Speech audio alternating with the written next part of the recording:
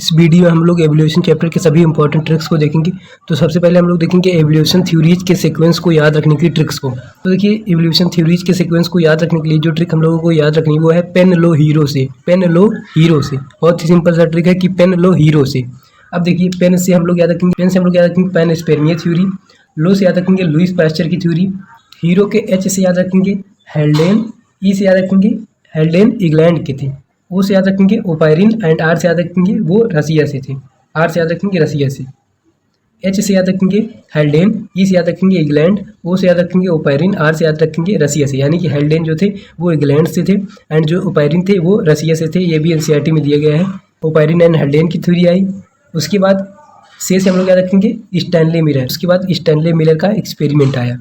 सो evolution theories के sequence को हमने याद रख लिया थ्रू द ट्रिक पेन लो हीरो से। पेन लो हीरो से, पेन से पैनस्पेर्मिया थ्योरी, लो से लुईस पास्चर की थ्योरी, हीरो से हमने याद रख लिया ओपायरिन एंड हेल्डेन की थ्योरी, जो कि हेल्डेन थे इंग्लैंड से एंड ओपायरिन थे रसिया से। ये भी एनसीईआरटी में दिए गए। से याद रखेंगे स्टैनले मिलर का एक्सपेरिमेंट उसके बाद आया।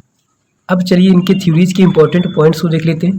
तो पैनस्पेर्मिया थ्योरी ने बोला था कि life comes from outside, life comes from outside. जबकि लुईस पास्चर ने क्या बोला था? लुईस पास्चर ने बोला था कि लाइफ कहाँ से आया है? प्री एग्जिस्टिंग लाइफ से आया है। लुईस पास्चर ने बोला कि लाइफ प्री एग्जिस्टिंग लाइफ से आया है।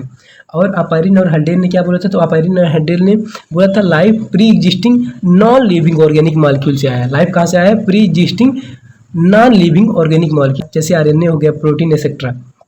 ओपायरिन एंड हेल्डेन के इसी थ्योरी को केमिकल एवोल्यूशन थ्योरी भी कहा जाता है। अब देखिए इस केमिकल एवोल्यूशन थ्योरी को प्रूव करने का काम किसने किया? तो प्रूव करने का काम किया स्टैनले मिलर ने। अब गाइस जो स्टैनले मिलर थे उन्होंने अपने एक्सपेरिमेंट के लिए 800 डिग्री सेल्सियस का टेम्परेचर यूज़ किया था। 800 डिग्री सेल्सियस का टेम्परेचर यूज़ किया था और इस पे नीट में ऑलरेडी क्वेश्चन आ चुका है। तो इसको हम लोग कैसे याद रखें हमेशा के लिए? सो देखिए स्टैनले मिलर में टोटल 8 लीटर है, 1 2 3 4 5 6 7 8। तो यहाँ से हम लोग याद रख लेंगे कि स्टैनले मिलर ने अपने एक्सपेरिमेंट के लिए 800 डिग्री सेल्सियस का टेम्परेचर यूज़ किया था। नेक्स्ट स्टैनले मिलर ने अपने एक्सपेरिमेंट में H2 यूज किया था, अपने एक्सपेरिमेंट में वाटर यूज किया था, अमोनिया यूज किया था एंड मेथेन यूज किया था। स्टैनले मिलर ने अपने एक्सपेरिमेंट में H2 यूज किया था, वाटर यूज किया था, अमोनिया यूज किया था एंड मेथेन यूज किया था। ये भी बहुत ही ज़्यादा इंपॉर्टेंट है। सो इसको याद रखने के लिए बहुत ही सिंपल सी ट्रिक हम लोगों को याद रखनी वो है ही was a man. Stanley Miller को हम लोग बोल रहे हैं कि ही वाज अ मैन। ही से हम लोग याद रखेंगे H2 यानी कि वाटर वेपर, वाज से याद रखेंगे वाटर, आ से याद रखेंगे अमोनिया एंड मैन के एम से याद रखेंगे मेथेन। तो स्टैनले मिलर ने अपने एक्सपेरिमेंट में H2 water, ammonia and methane use किया था। इसको हमने याद रख लिया through the trick he was a man. He से H2, वाज से वाटर, ए से अमोनिया, मैन के एम से मेथेन। नेक्स्ट हम लोग याद करेंगे कि वो कौन से 5 फैक्टर्स हैं जो कि हार्डी-विनबर्ग इक्विलिब्रियम को अफेक्ट कर देते हैं। सो इसके लिए बहुत ही सिंपल सी ट्रिक हम लोगों को याद रखनी वो है miss Mary does not reply. Miss Mary does not reply. अब देखिए मिस के एम से हम लोग याद रखेंगे माइग्रेशन, मिस के एम से याद रखेंगे माइग्रेशन यानी कि जीन माइग्रेशन, इसको जीन फ्लो भी बोलते हैं। मैरी के एम से याद रखेंगे म्यूटेशन, डज के डी से याद रखेंगे ड्रिफ्ट यानी कि जेनेटिक ड्रिफ्ट, नॉट के एन से याद रखेंगे नेचुरल सिलेक्शन एंड रिप्लाई के आर से याद रखेंगे रिकम्बिनेशन यानी कि जेनेटिक रिकम्बिनेशन। तो ये 5 फैक्टर हैं जो कि हार्डी-विनबर्ग इक्विलिब्रियम को अफेक्ट कर सकते हैं। बहुत ही ज़्यादा इंपॉर्टेंट है, तो इसको भी याद रखिएगा through the trick miss Mary does not reply. Miss Mary does not reply. Next ये कुछ एरा एंड ये कुछ पीरियड्स दिए गए हैं एनसीईआरटी में। इसके सीक्वेंस को याद रखना बहुत ही ज़्यादा इंपॉर्टेंट है क्योंकि सीक्वेंस को अरेंज करने के लिए क्वेश्चन पूछे जाते हैं। सो देखिए सबसे पहले हम लोग देख लेते हैं एरा को। तो सबसे पहले एरा जो आया था वो था पेलियोजोइक, उसके बाद आया मीजोजोइक, उसके बाद आया लास्ट में सीनोजोइक। सबसे पुराना पीरियड है सिल्यूरियन, उसके बाद आया डेवोनियन, फिर कार्बोनीफेरस, फिर पर्मियन, फिर ट्राइएसिक, फिर यूरेसिक, फिर क्रिटेशियस, फिर टर्सरी, फिर क्वाटरनरी। सो देखिए एरा के सीक्वेंस को याद रखने के लिए सिंपल सी ट्रिक हम लोगों को याद रखनी वो है प्रेम चौधरी। प्रेम चौधरी देखिए प्रेम के पी से हम लोग याद रखेंगे पेलियोजोइक, प्रेम के एम से याद रखेंगे मीजोजोइक एंड चौधरी के सी से याद रखेंगे सीनोजोइक। सो एरा को हमने याद रख लिया through the trick Prem Chaudhary. प्रेम चौधरी के पी से पेलियोजोइक, एम से मीजोजोइक, चौधरी के सी से सीनोजोइक। ये हो गया हमारा एरा। तो ये सबसे पुराना एरा है एंड ये सबसे नया एरा है। अब चलिए याद कर लेते हैं पीरियड्स को। तो इसके लिए बहुत ही सिंपल सी ट्रिक हम लोगों को याद रखनी वो है SD कार्ड परविंदर तिवारी जैसी 34, SD कार्ड परविंदर तिवारी जैसी 34। एक बार और ट्रिक को देखते हैं। ट्रिक है SD कार्ड परविंदर तिवारी जैसी 34, SD कार्ड परविंदर तिवारी जैसी 34। अब देखिए SD के एस से हम लोग याद रखेंगे सिल्यूरियन, डी से याद रखेंगे डेवोनियन, कार्ड से याद रखेंगे कार्बोनीफेरस, परविंदर से याद रखेंगे पर्मियन, तिवारी से याद रखेंगे ट्राइएसिक। जैसी के जे से याद रखेंगे जुरासिक, सी से याद रखेंगे क्रीटेशियस, 34 के 3 से याद रखेंगे टर्सरी, 4 से याद रखेंगे क्वार्टरनी। सो एरा के सीक्वेंस को हमने याद रख लिया through the trick Prem Chaudhary, and periods के सीक्वेंस को हमने याद रख लिया through the trick SD card Parvinder Tiwari जैसी 34। सबसे पुराना पीरियड हो गया हमारा सिल्वेरियन, एंड सबसे मॉडर्न पीरियड हो गया हमारा क्वार्टरनरी। नेक्स्ट हम लोग याद करेंगे होमोलॉगस ऑर्गन के सभी एग्जांपल्स को। सो देखिए सबसे पहले हम लोग देख लेते हैं कि होमोलॉगस ऑर्गन होते क्या है। तो देखिए ऐसे ऑर्गन जिनका ओरिजिन एंड स्ट्रक्चर सेम हो बट फंक्शन डिफरेंट हो।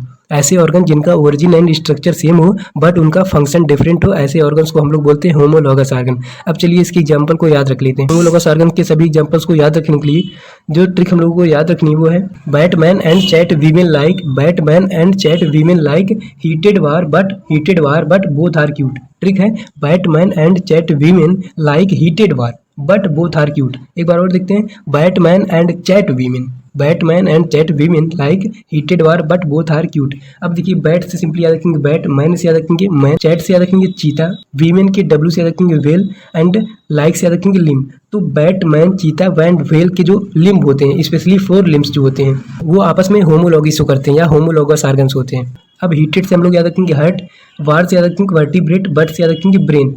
अब देखिए जितने भी वर्टिब्रेट्स होते हैं उनके जो हार्ट्स होते हैं वो होमोलॉगस ऑर्गन्स होते हैं। इसके अलावा जितने भी वर्टिब्रेट्स होते हैं उनके जो ब्रेन्स होते हैं वो भी आपस में होमोलॉगस ऑर्गन्स होते हैं। नेक्स्ट है बोथ आर क्यूट। बोथ के बी यू से बाउगनवेलिया, टी एच से थॉर्न, क्यूट के सी यू से कुकुरबिटा एंड टी से टेंड्रिल। जो बाउगनवेलिया का थॉर्न होता है एंड जो कुकुरबिटा का टेंड्रिल होता है ये दोनों भी आपस में होमोलॉगी शो करते हैं या होमोलॉगस ऑर्गन्स होते हैं। सो हमने सभी होमोलॉगस ऑर्गन्स के एग्जांपल्स को याद रख लिया through the trick Batman and chat women like heated war but both are cute, Batman and chat women like heated war but both are cute. Next हम लोग याद करेंगे एनालॉगस ऑर्गन्स के सभी एग्जांपल्स को। तो उससे पहले हम लोग देख लेते हैं कि एनालॉगस ऑर्गन्स हम लोग कहते किसको हैं।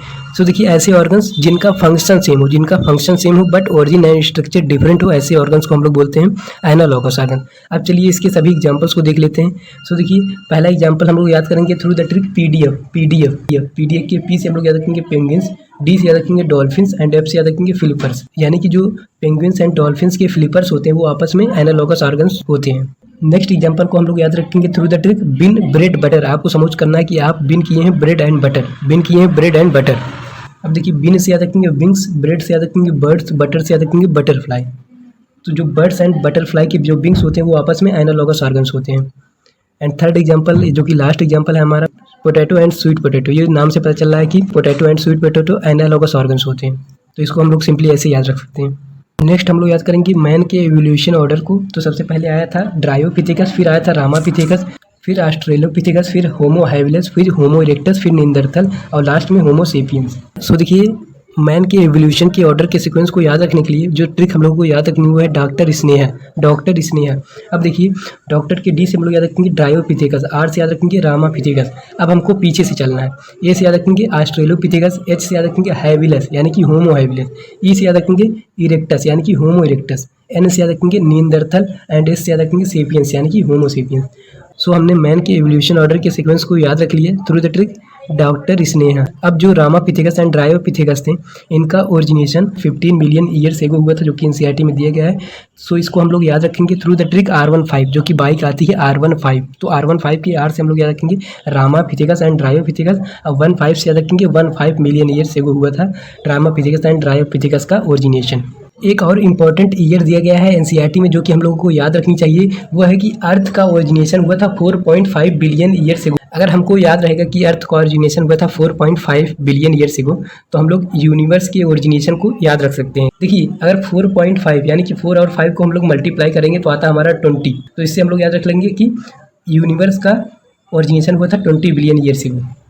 अर्थ का 4.5 बिलियन ईयर एगो, 4-5 को मल्टीप्लाई करेंगे तो आ जाएगा 20, तो 20 बिलियन ईयर्स एगो हुआ था यूनिवर्स का ओरिजिनेशन।